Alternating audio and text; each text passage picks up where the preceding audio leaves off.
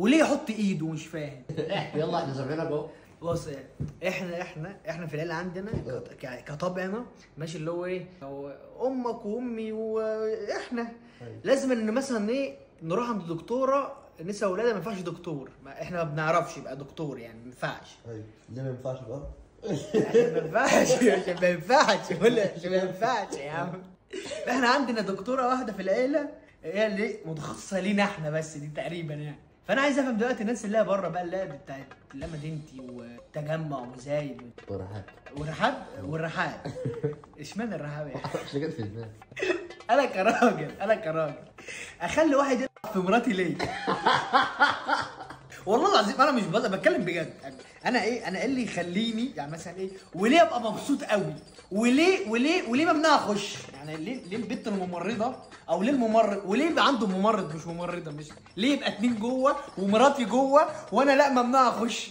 ده ليه في فرح جوه وانا لا؟ يعني مش معزوم مثلا؟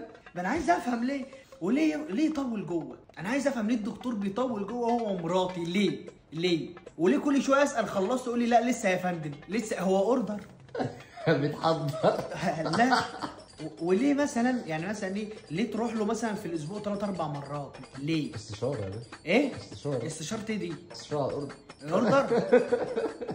سؤال تاني، يعني ايه الجهاز اللي هو مثلا بيبقى ماسكه وحاطه على بطنه ويفضل يعمل كده؟ مش فاهم. وليه يحط ايده؟ مش فاهم. ده ايه دي؟ لا بحط ايده. والله بيحط ايده. عشان انت شفت يا عم مش هو، يا عم مش هو إيه؟ اللي بيحط ايده. والله العظيم. الممرضه. ايه؟ الممرضه اللي بتحط. لا يا عم والله دكتور. انت شفت انت عرفت ازاي؟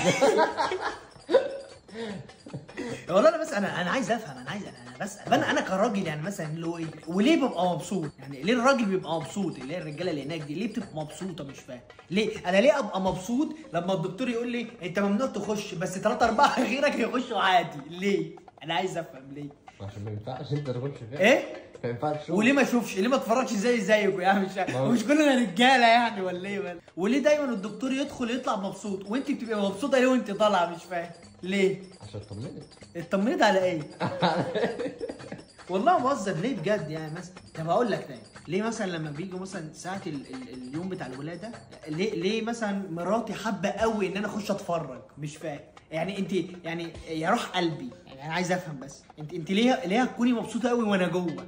ما انا دمي محروق، انا بولع بره، عايزين اخش اتفرج ازاي؟ انا عايز افهم. لازم تحضر الولاده. ليه لازم احضر الولاده؟ مش لازم تحضر. ايه؟ لازم تحضر تشوف قدام عينيك. اشوف قدام عينيه بالظبط. تشوف قدام عينيك الولاده. ولاده